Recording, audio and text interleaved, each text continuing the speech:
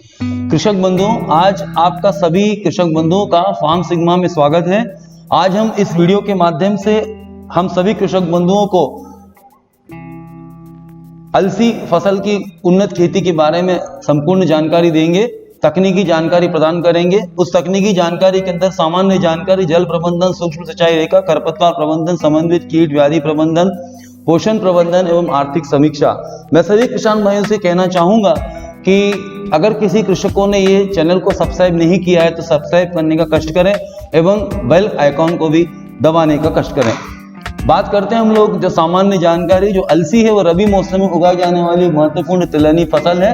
अलसी को धान के बाद, छत्तीसगढ़ में धान के बाद में अलसी को बिखेर दिया जाता है, जिसको मुखेरा कल्टीवेशन बोलते हैं। जो जितना भी नमी उसके अंदर होती है, कंजर्व मॉइस्चर, उसके अंतर्गत में किसान भाई आज भी इस प्रैक्टिस को छत्तीसगढ़ में लगा रहे हैं और उसमें जो उथेरा जो करते हैं वो अलसी का ही करते हैं।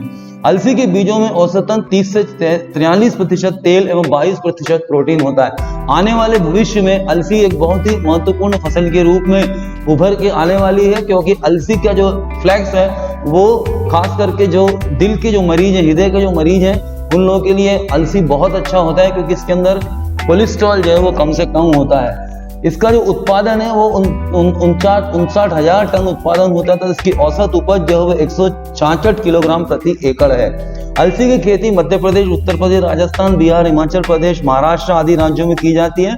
मध्य प्रदेश में अलसी को 49,000 एकड़ में उगाया जाता है, जिससे 16,000 टन उत्पादन प्राप्त होता है। सागर, दमोह, टीकमगढ़, बालाघाट, सिवनी एवं मंदसौर जिले में अलसी का उत्पादन किया जाता है और अलसी की जो औसतन उपज है वो 125 किलोग्राम प्रति एकड़ है।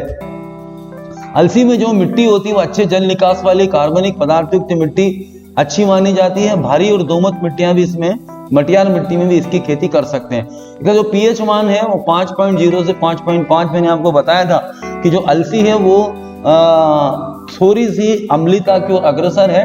अम्ली और बिल्कुल निम्न क्षारी भी नहीं कह सकते। वो जो मिट्टी है वो न तो अम्ली है न क्षारी भी ज्यादा नहीं है, ऐसी पीएच मान के अंदर अलसी की खेती होती है। इसके लिए जो किस्में हैं, जवाहर 57, 17, किरण, Jawahar 522, Jawahar 552, Jawahar 77, 18, JLS 1, JLS 252, JLS LC 54, 185, Shweta, Himalini और K2 इत्यादि प्रजातियां अलसी में लगाई जाती हैं। फसल अवधि जो है वो 3 से 4 माह है और पंक्ति से जो दूरी है वो उसमें बीज दर जो है वो, जो पंक्ति से इसको लगाएंगे तो 4 से 5 किलोग्राम, छिड़कवा से लगाएंगे तो 8 से 10 और मिश्रित विधि से लगाएंगे तो 1.5 से 2 किलोग्राम प्रति एकड़ इसका बीज दर है। अलसी के लिए जलवायु तापमान जो है वो, अलसी की खेती जो है वो ठंडे और शुष्क जलवायु की होती है।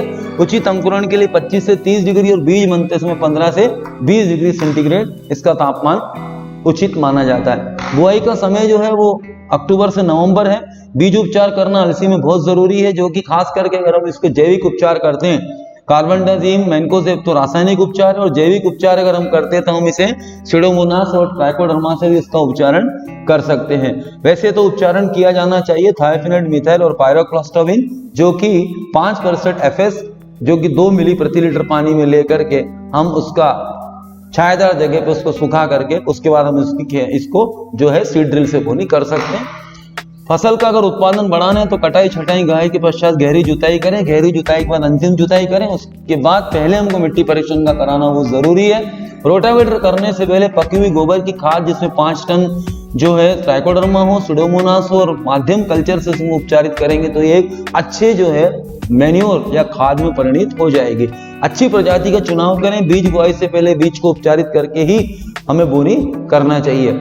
आजकल वैसे तो जो अलसी की बुआई है, अलसी की जो लगाने की पद्धत है वो सीधी छिड़कवा है, या उसको पंक्ति में लगाते हैं, घरड़ नाली से लगाते हैं, क्योंकि आने वाले समय में ऊंची उठी हुई क्यारी पद्धति से भी इसकी खेती कर सकते हैं। इस पानी का जो प्रबंधन है, अभी तो कुछ किसान, बहुत ही कम प्रतिशत के किसान जो है वो इसको फव्वारा सिंचाई लगाते हैं। टपक सिंचाई का भी चलन शुरू नहीं हुआ है, लेकिन आने वाले समय में, भविष्य में इसके ऊपर भी किसान भाई सिंचाई की पद्धतियां अपनाना शुरू करेंगे।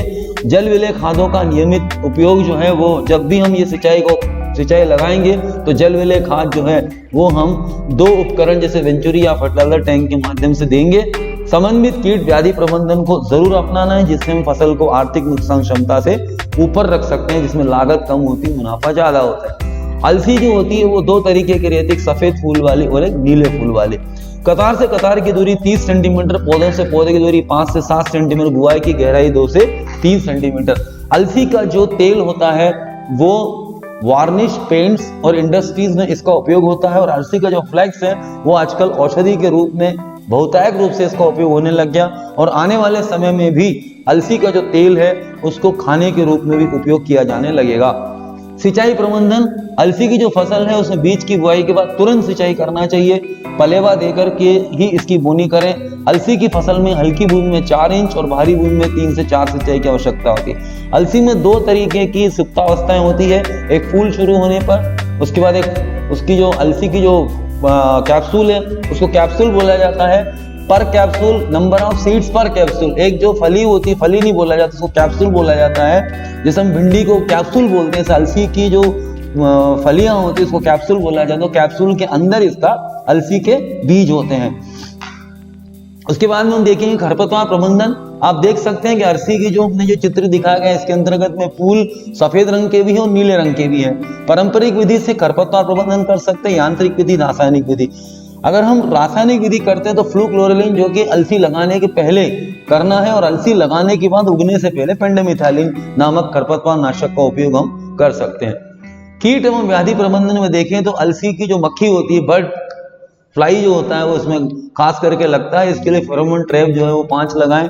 बोवियारा बेसियाना जो है वो जैविक कीटनाशक के रूप में उपयोग कर सकते हैं। मेलाथियोन है, प्रोपेनोफास है।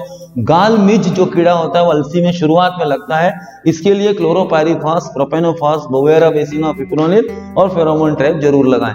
सेमी लूपर जो होता है वो अर्धकुंडला गिल्ली जो होती है जो अलसी के फूलों को खा जाती है, जिससे कि कैप्सूल के अंदर में जो बीज है वो बिल्कुल भी नहीं बनेगा। इसके लिए बोवियारा बेसियाना, प्रोपेनोफास, क्लोरोपायरीफास, क्लोरेंट्रिप्रोल और जो है हमें फेरोमोन ट्रैप जो है हम 5 लगाएं, जिससे कि हम इसकी सेमी लूपर की जो अंडे होते हैं उसको नष्ट कर सकें।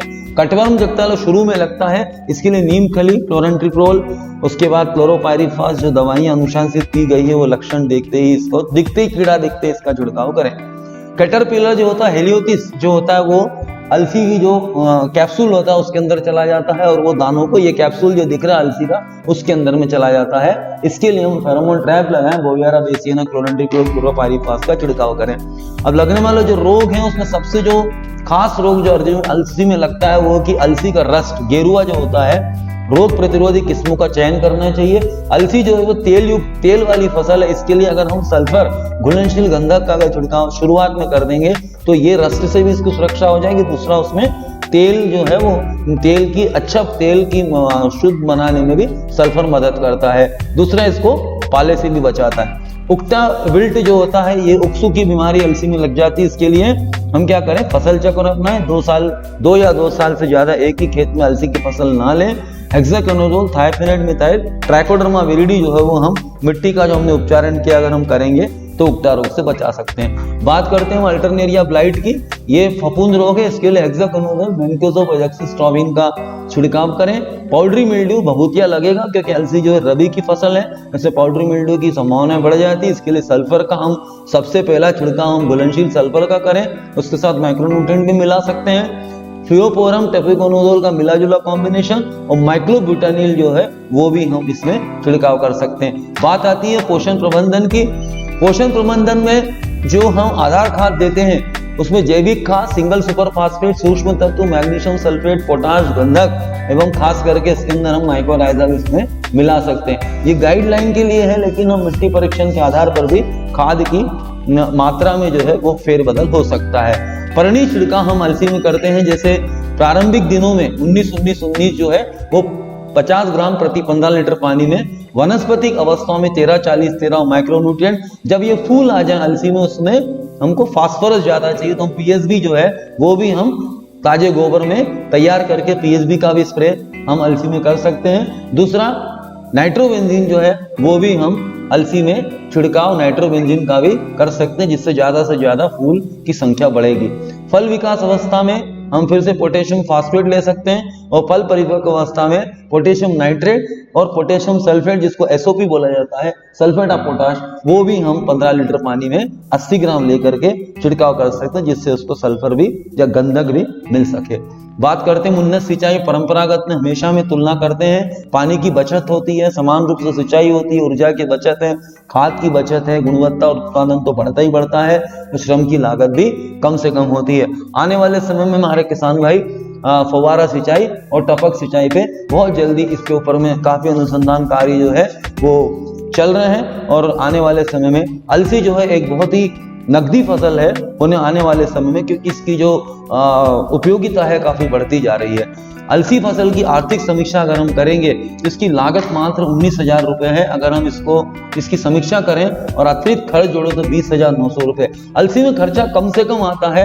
अगर हम आगे इसके ऊपर करते हैं तो इसमें हमको, अगर हम टपक सिंचाई भी लगाएंगे या फव्वारा लगाएंगे तो भी हमारी लागत बहुत ज्यादा जाने वाली नहीं है। अगर हम इसका उत्पादन हम आय देखें तो ठीक है, जो कुल लागत है 50,500 रुपए जो है, ये बीज 5,500 रुपए बाजार भाव है, और अगर हम इसकी लागत को हम इसमें से घटा देते हैं तो 29,600 रुपए इसमें शुद्ध आय हमें प्राप्त होती है। आने वाले समय में अगर इसकी औद्योगिक संभावना बढ़ जाती है तो यही जो हमारी आय है, इससे 2 से 3 गुना आय हमारी हो सकती है।